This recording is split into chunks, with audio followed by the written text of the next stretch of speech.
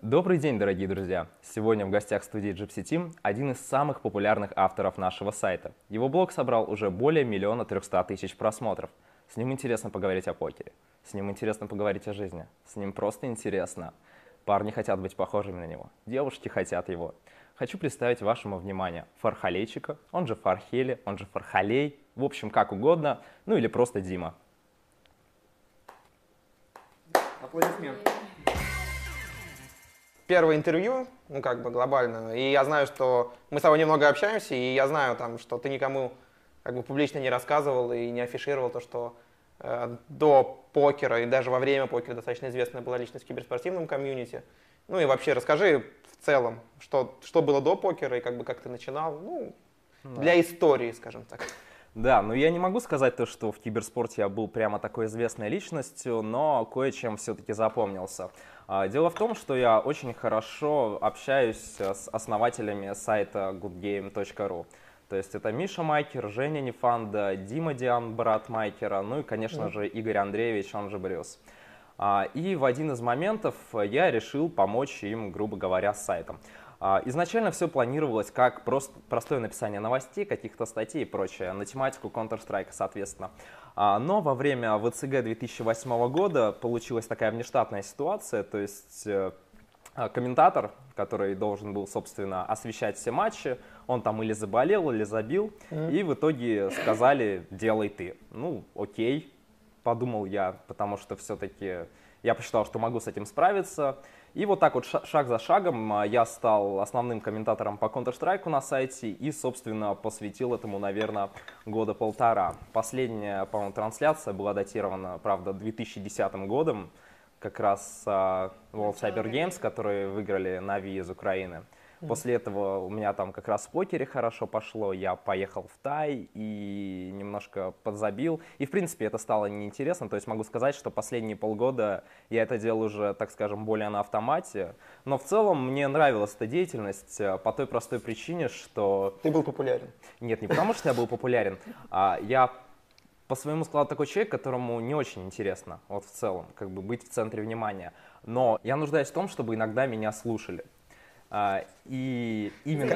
Кота заводить не пробовал, я тоже хотел сказать. Да, ну это, конечно, хорошая идея, но мне слишком мало лет для того, чтобы заводить кота. Вот. И, соответственно, вот это вот комментирование, оно давало мне такую возможность. То есть нужно понимать, что, несмотря на то, что это было все-таки несколько так локально, так скажем, людей собиралось очень много. И те, кто смотрел трансляции, наверное, помнят, что там к ночи начинался полный бред, когда шла куча мата, шли разговоры о жизни.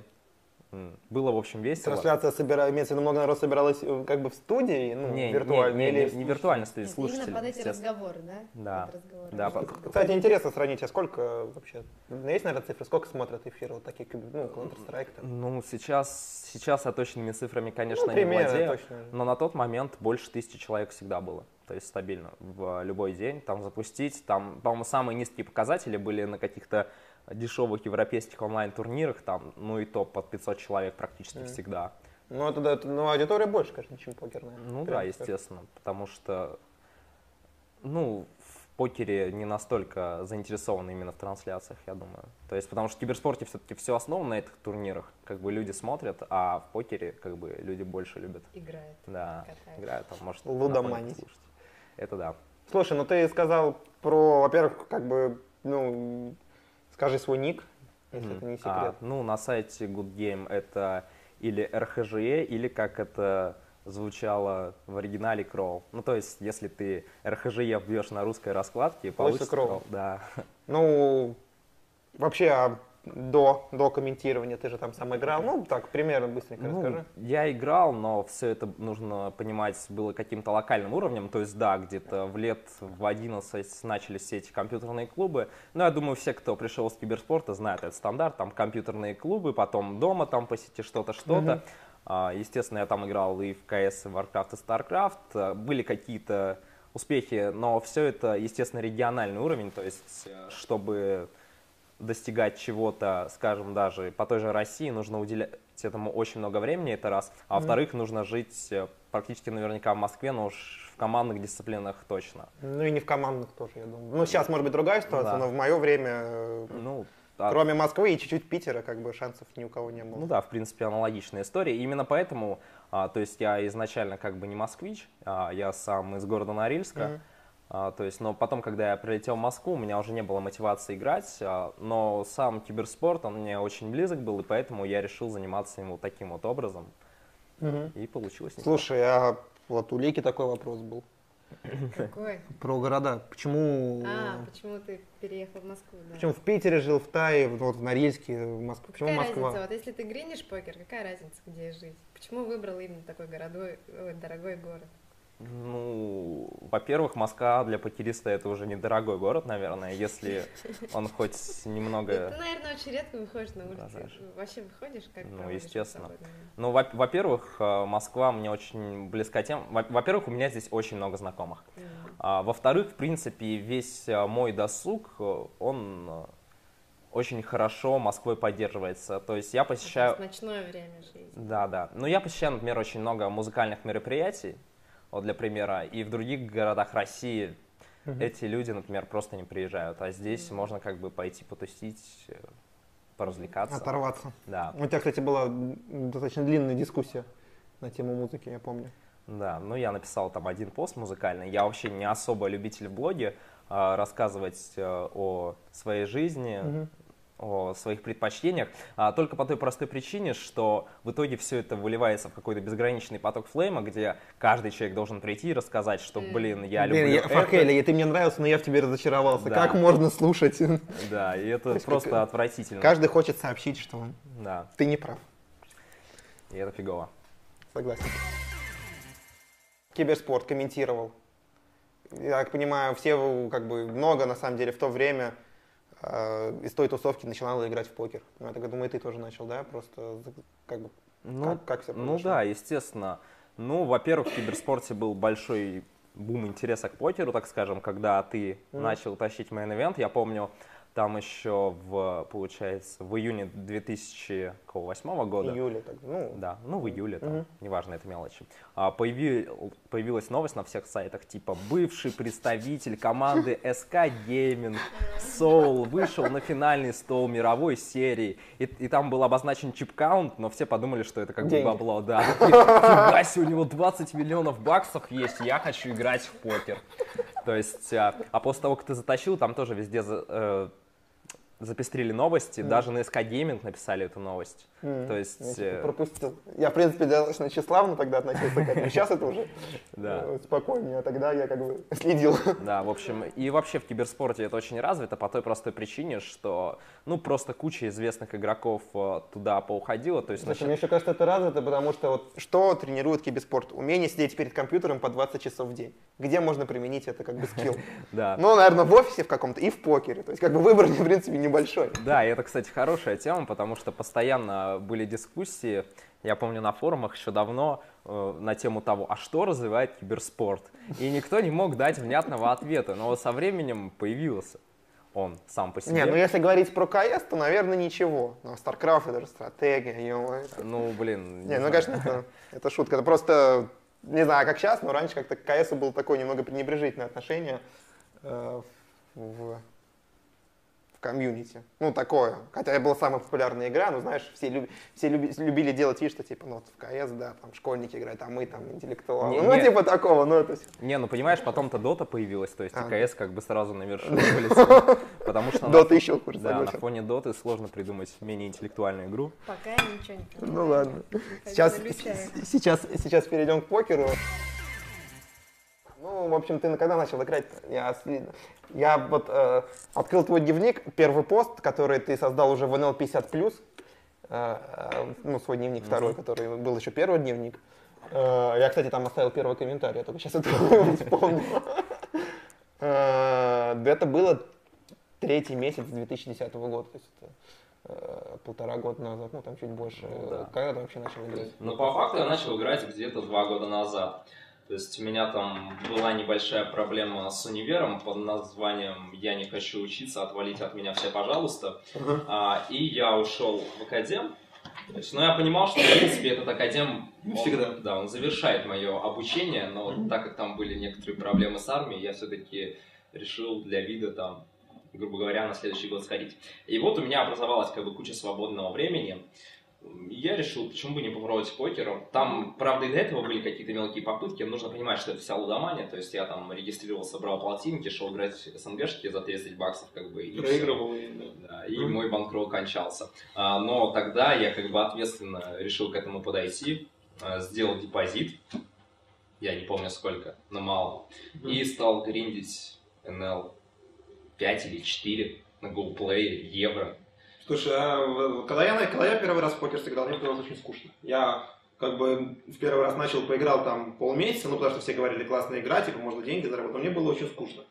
Потому что я там играл по табличке фактически. То есть, это рейс, это пас, то есть никак ноль творчества. У тебя такого не было? Извини, не то я не забыла. Нет, у меня такого не было по той простой причине, что я покер изначально воспринимал как кучу денег. То есть я понимал, что, если я сейчас перетерплю этот момент, то в будущем я, возможно, начну выигрывать какие-то суммы значительные для меня. То есть и мне был интересен покер не с позиции игры, а с позиции того, что я после сессии обновлю холдом менеджер, увижу у себя плюс $7 и подумаю, вау. То есть тебе вообще ноль, то есть такого интереса в покере нету, для тебя чисто деньги? Или тебе интересно все равно? К покеру интерес у меня начал развиваться чуть позже. То есть нужно понимать, что я с самого начала осознал всю тупость беспросветную микролимитов, низких лимитов и пытался как-то оптимизировать свою игру под все это дело. Собственно, что и занимало у меня большую часть времени, но играть мне в принципе было не особо интересно. Но вот уже потом, когда пошли первые, так скажем, серьезные лимиты, относительно типа NL100, я стал встречаться с думающими оппонентами, тогда все это постепенно и пошло развиваться. И, собственно, все дошло до того, что в июле этого года я уже не рассматривал покер в качестве денег, то есть мне тупо было интересно запустить клиент, открыть 15 столов хедзапа со всеми, в любой состав, NL1, 2К, пофигу, хоть 5К сесть, но я тогда, слава богу, сдерживался, не садился с топ-регами, но на NL 2К я точно со всеми шпилил. То есть вообще не по банкроллу? Нет, вообще по банкроллу. Я всегда играл по банкроллу, не считая стартовых полтинников. Причем у тебя уровень рискованности очень низкий, да? Да, у меня его вообще нет. Смотри, вот сейчас у тебя какой достаточно большой банкролл. Да. Если соберется стол, какие-нибудь очень слабые фиши, турки, кто еще? Павел Андерсон, Сколько ты готов засадить там? То есть не засадить, а поставить на стол? Какую часть банкролла? Смотря сколько фишей. Сладкая игра. 5 фишей и приглашают тебя и говорят, насколько максимально ты готов играть. Блайнды, не знаю, 1000-2000. Я спрашиваю, насколько максимально? Сколько ты максимально в онлайне? Вживую, если спамовый.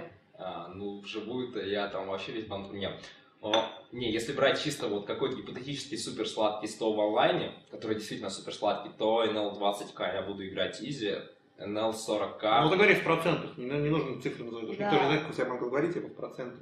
Годов... Какую часть банкролла? Какую часть? Годов 5% банкролла на стол поставить, 10, 20, 50, не знаю. Некоторые 100%. Допустим, Джипси готов с тузами 100% банкролла поставить. Нет, это не для меня. Но все-таки в супер сладком составе я готов 10% банкролла на стол поставить. Нифига ты тайто. Нормально. Это еще достаточно, я не знаю, я готов ли я 10 поставить. Мне кажется, ты больше готов. Только если по замазке тогда. Нужно просто понимать, что 10% банкролла это 10 боинов. Это такой банкролл-менеджмент. Я просто как мультитейблер, который пренебрегает очень часто селектом, я представляю, какие в покере вообще нереальные свинги возможны. То есть у меня были сессии, где я, грубо говоря, за 3000 рук в хедзапе улетал на 30 боинов. И когда я представляю себе 10 боинов, даже в супер фишном составе, это все равно маловато, конечно. Я вообще сейчас в жизни не сяду на стол, если у меня будет меньше 100 боинов, потому что я представляю, что в покере вообще возможно. Не ходите, дети, в Африку гулять или что? Это да. И что удивительно, что за счет такого громадного количества играемых рук ты за 2 года достиг. Ну, не то, да, и как-то... Познал все, можно сказать. Ну, познал столько, сколько люди познают за 6 лет. Неталантливый регуляр, что, целых 2 года ему понадобилось, чтобы все бы с нуля доиграл 5К. Почему так называется блог у тебя? Неталантливый? Неталантливый. Ну, это стоит... Потому что он любит ныть. Это я могу открыть секрет, как бы. Нет, я не люблю ныть. Просто, я не знаю, здесь есть 2 момента. Вообще у меня достаточно заниженная самооценка, и происходило это по следующим причинам. Во-первых, я все детство воспитывался по такой линии, что никогда не нужно сравнивать себя с людьми, которые хуже. То есть, ты ровно рассказываешь сейчас про моего отца, ну ладно. Да. То есть, у меня была аналогичная ситуация. То есть, если я там что-то сделаю плохо, говорю, а вот они хуже, на меня просто смотрели как на идиота и говорили, ты не сравнивай себя. Я после 5 класса уже перестал говорить, потому что у меня ничего кроме ругани, не ругани, но в свой адрес не получал. Да, это был первый важный момент. Второй важный момент в том, что там в сознательном возрасте, то есть, это скольки, начиная, наверное, лет с 14, мне, с одной стороны, везло, с другой не везло, большую часть своего свободного времени общаться с людьми, которые были действительно не были, они и сейчас есть, личностями очень уникальными. То есть и на их фоне я себя ощущал ничтожеством каким-то. Потому что они действительно, там это касалось, причем абсолютно любых сфер. Я всегда там видел, грубо говоря, какого-то человека, который в моем понимании был там супер топ-рек, и я к нему тянулся. То есть мы как-то знакомились, завязывалось общение, и я впитывал как губка все, что он говорил и делал. То есть, и когда вот ты всю жизнь как бы ориентируешься на самого лучшего, стараешься контактировать максимальное количество времени именно с ним, то себя ты ощущаешь, так скажем, не очень хорошо. Потому что там куда ни посмотри, вот он лучше меня, он лучше меня, он лучше меня. И в итоге ты какой-то не такой. Даже сейчас в покере, то есть я бы не поменял название своего блога, потому что, опять же, я смотрю только на лучших игроков, и я понимаю, насколько я хуже них. То есть... Кого ты можешь причислить, если не секрет? Эти игроки, сколько они играют уже? За 2 года я не думаю, что... Нет, за 2 года... Дело не в этом. Нет, дело в том, что ты сейчас, может быть, играешь хуже в топовых, когда, допустим, хотя я в этом я не могу об этом судить, может, ты лучше их играешь, просто скромничаешь, но, допустим, через еще 2 года ты вполне можешь их догнать, то есть у тебя еще не достиг ты потолка, у тебя есть перспектива? Нет, я не думаю, на самом деле. Я думаю, что потолок уже достаточно близко, потому что, в принципе, я себя выжимаю очень жестко, то есть в плане игры, в плане обучения. У меня очень много временных затрат. Если взять там всех регуляров старзов, например, чисто кэш, я думаю, что в этом году я вхожу в топ-3 по количеству затраченного времени на игру плюс обучение. Возможно, даже 1 место. И при этом я до сих пор не добрался. То есть я не могу назвать себя топ-регом. Я просто такой средний регулярчик, который сидит, иногда с фиша перепадает, там иногда не заливает. Здорово, хорошо, отлично.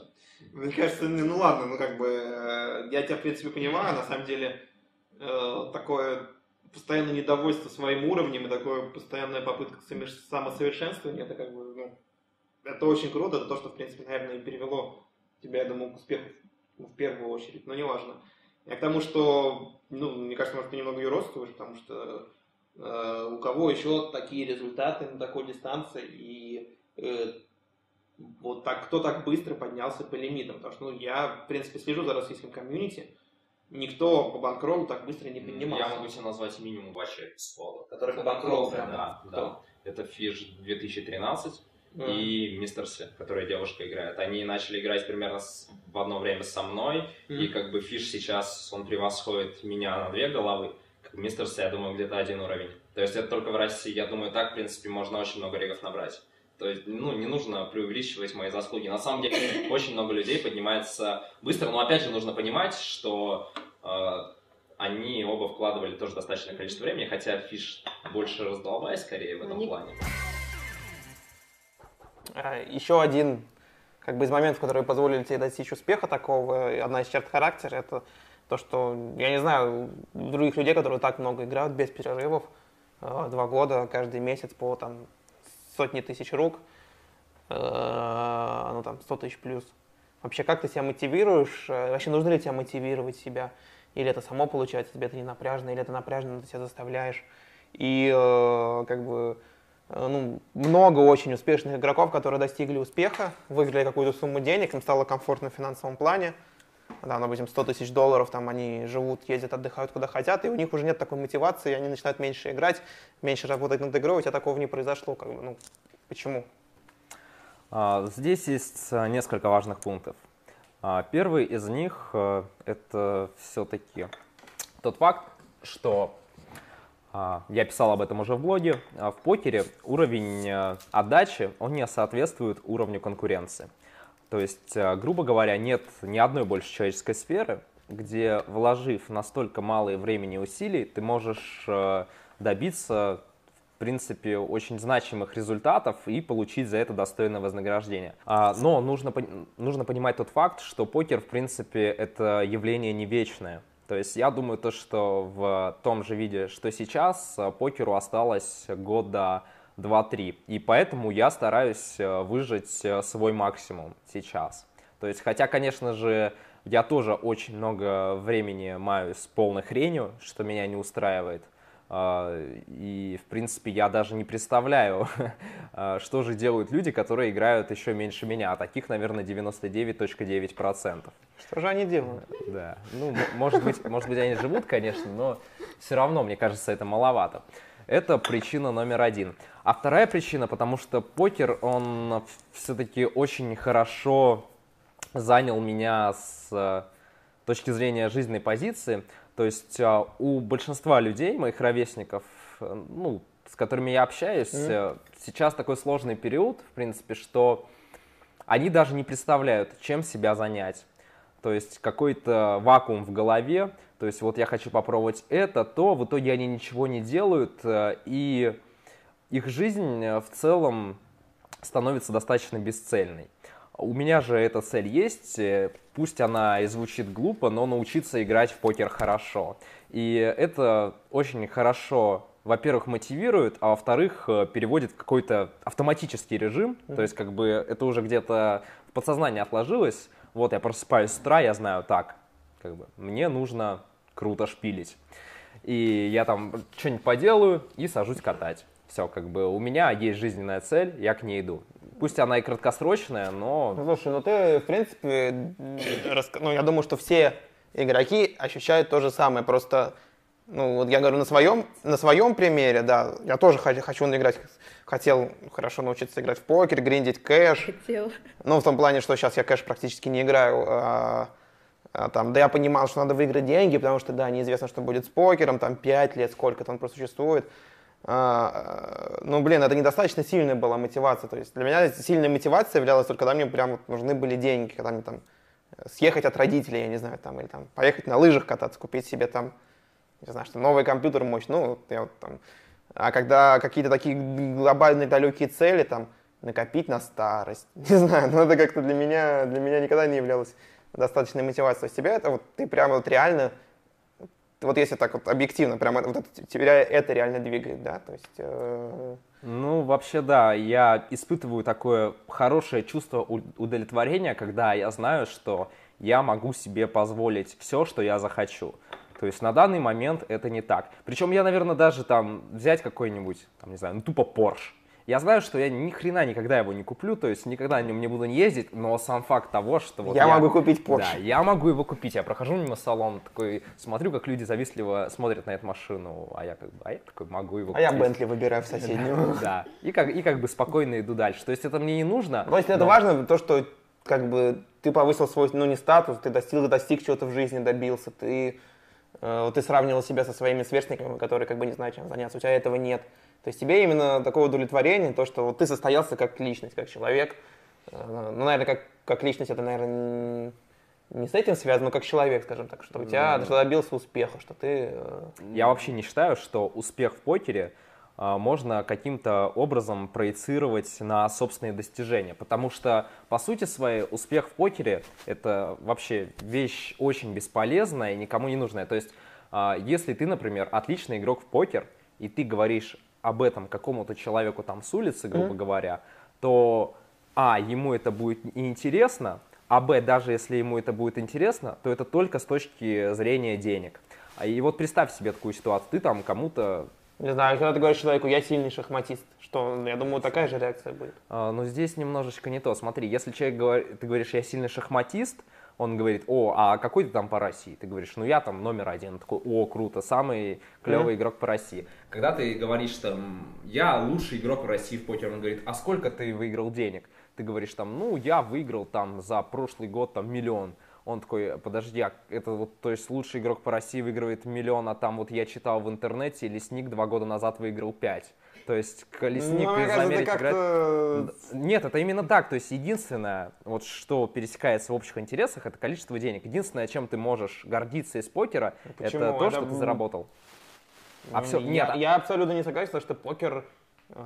сложно. Действительно так. То, что ты круто 4 бетишь, 5 бетишь, это вообще не важно никому. Это важно, что ты сумел научиться. Да. Важно, что сумел научиться. Это интеллектуальная игра. И чтобы хорошо играть в покер, нужно обладать определенным набором качеств. И надо быть и развивать их. То есть это, не знаю, вот сейчас, например, многие американские покеристы, там даже несколько лет назад их брали в торговые компании, которые на биржах торгуют, какие-то крупные. Для них, они когда говорили, что я профессионально играю в покер на высоком уровне, это был огромный плюс. Их даже там брали без, некоторых взяли без каких-то там, так бы они не прошли.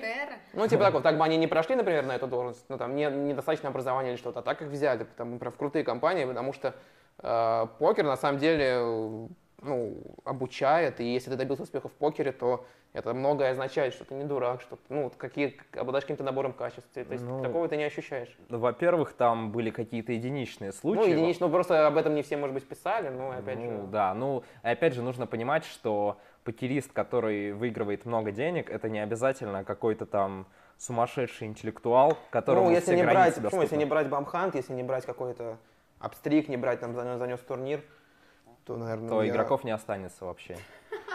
Один единственный мы тебя пригласили, поэтому для поднятия престижа покера. Серьезно, конечно, удача влияет, но я не согласен с тем, что покер ничего не дает. Мне кажется, он дает очень много. Нет, я не отрицаю то, что ничего не дает. Я говорю то, что я не могу себя считать состоявшимся человеком только потому, что я научился играть в карточную игру. Состоявшийся человек, я сказал, наверное, это я неправильно употребил слово, то, что ты достиг вершины в чем-то занимаешься. Чем же собираешься заняться, когда истекут эти 2-3 года, которые ты даешь покеру? 0 идей вообще. 0 идей? Купишь Порше и поедешь. Да, я даже не знаю. В Таиланд вернется. Да, поэтому это, наверное, еще одна из тех причин, по которой я так много играю, потому что думаю, вот сейчас много денег сделаю, чтобы потом не думать лет 5, а потом уже, может быть, когда начнет кончаться, я так сяду на стул и задумаюсь, что делать? У меня 100 баксов, у меня квартира за $7000 в месяц. Я думаю, мы клуб соберем тогда, и все подумаем, что будем делать. Знаешь, бывшая покерная мафия, откроем какой-нибудь делать бизнес серьезный. Давай свернем обратно к покеру, да. Я думаю, ты один из лучших кандидатов, чтобы разузнать, что же, в принципе, происходит на лимитах там. NL600, NL1000, NL2000, NL5000, как ты оцениваешь?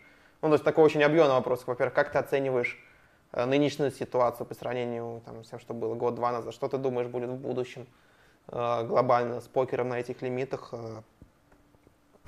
С регулярами и так далее, вообще какая там обстановка. Как себя ты оцениваешь в этом, во всем? И, такой глобальный вопрос. Здесь все-таки, наверное, надо разбить лимиты, потому что там NL600, NL1K, NL2K, они хоть и очень близки, многие регуляры их играют вместе, но вещи это разные. То есть NL400 и NL600, по сути, это покерная халява, то есть для любого гриндера абсолютно. Есть такой один очень забавный факт, если, например, посмотреть на топ-виннерс на ПТР, там, грубо говоря, на NL400, NL600 и NL1K в этом году, то можно увидеть, что человек, который выиграл больше всех на 2.4, Google Snows, у него там, по-моему, профит за год 135 тысяч. То есть на NL1K больше всех выиграл Карен. Ну, Каталла или Коуплеер. Да. Я думаю, его все знают практически, кто играет. Конечно, он выиграл 170 тысяч. То есть разница в годовом профите между лучшим игроком NL400... Имеется в виду, выиграл 170 тысяч именно на этом лимите. Да, да. То есть разница по выигрышу между лучшим игроком NL400 и NL1K составляет за год всего лишь 30 тысяч. Так. При том, что, во-первых, как бы Каталла 100% сильнее Гоголя в игровом плане, а во-вторых, свинги на NL1K могут быть просто дичайшие. То есть, например, сейчас вот как раз у Карена, у него там, по-моему, 3 месяца, что ли, в минус. Хотя он как бы на NL1K выиграл больше всех в этом году. А на NL400 минусовых месяцев там вообще ни у кого не может быть, если игрок приличного уровня. То есть, поэтому вот насчет NL400-600, я думаю, что все там будет хорошо. NL1K здесь уже немного сложнее, потому что, в принципе, очень хороша видна тенденция пропажи рыбы. То есть очень много регулярной игры.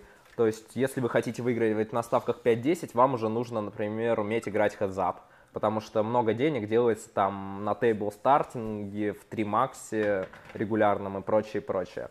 NL2K и NL5K это вообще отдельная история, потому что... Ну там игры-то не собираются. Да, там по сути игры, вот как бы я играю в месяц не меньше 150 тысяч рук, и я выжимаю весь максимум NL2K, это там 10 тысяч рук с копейками. Там на NL5K может быть 1000 выйдет, потому что столы собираются только с рыбой.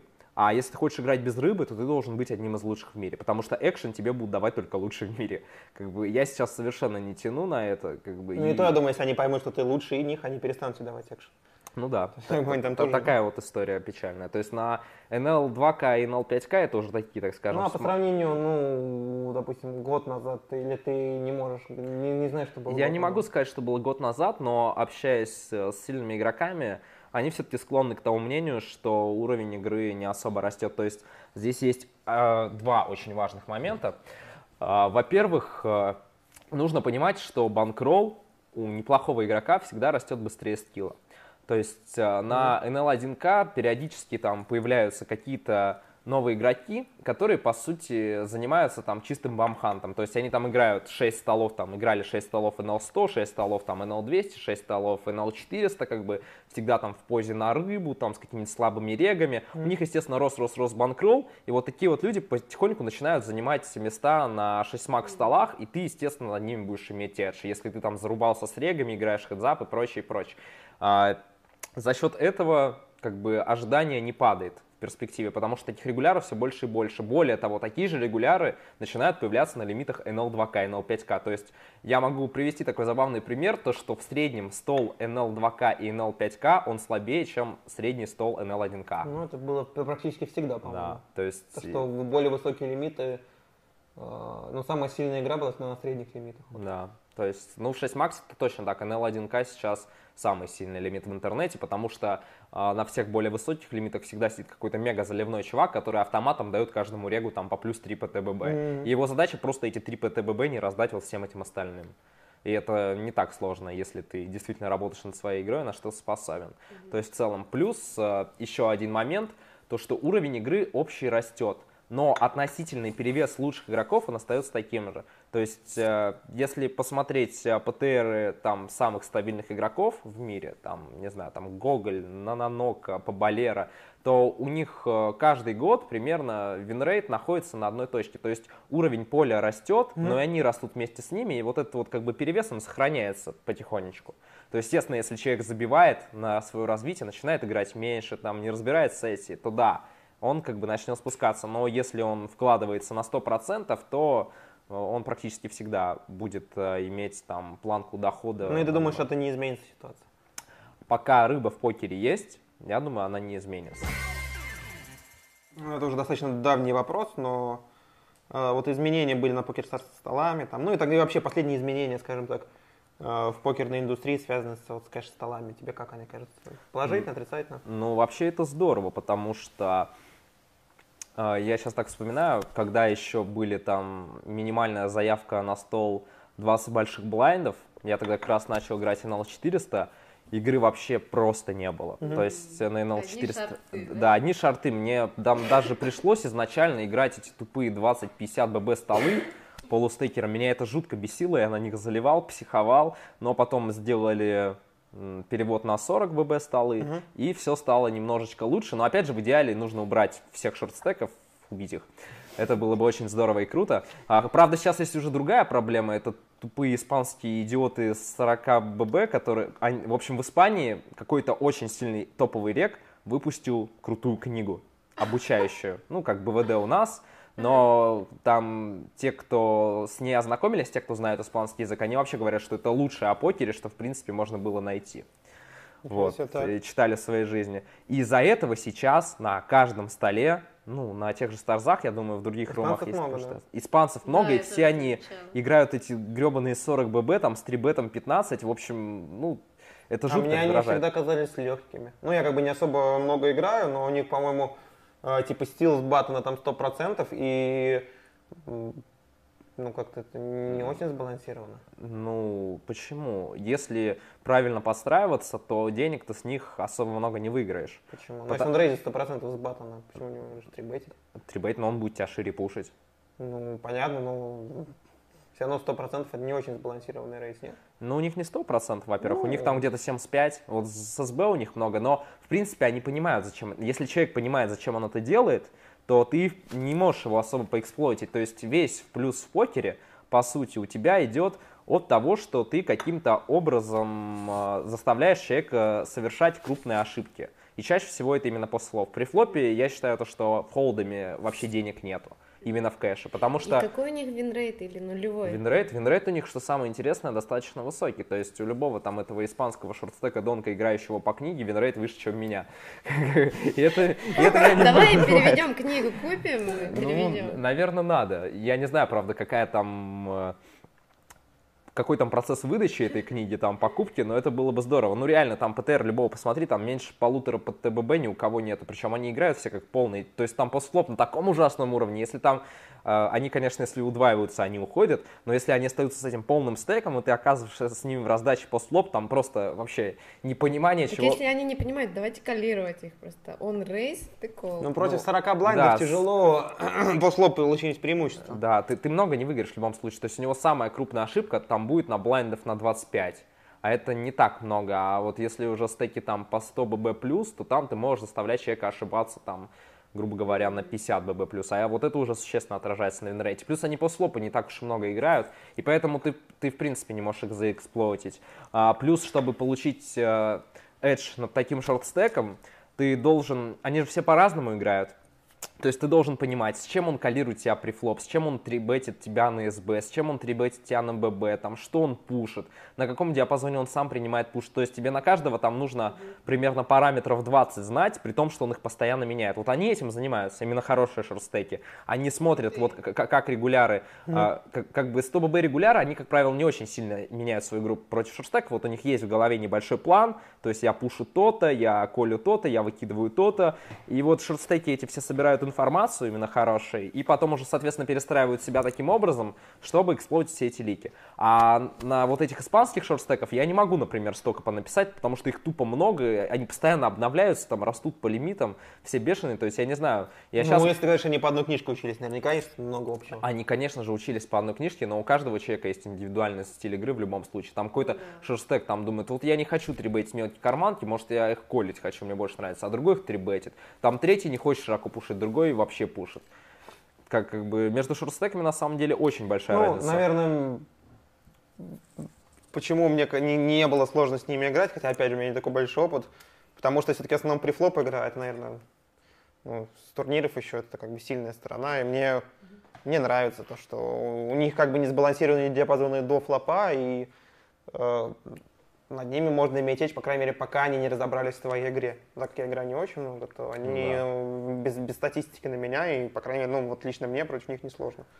Ну, наверное, если ты регуляры, у них на тебя манит, там, или что там, они знают, сколько ты трибетер, знают, сколько ты... Наверное, против них невозможно иметь эдж. Да, ну вот я просто для репрезентативности приведу цифру, то есть Fish 2013, у которого самый высокий винрейт на NL1K в принципе, которого я считаю лучшим игроком в данный момент в мире на ставках NL1 и 2K.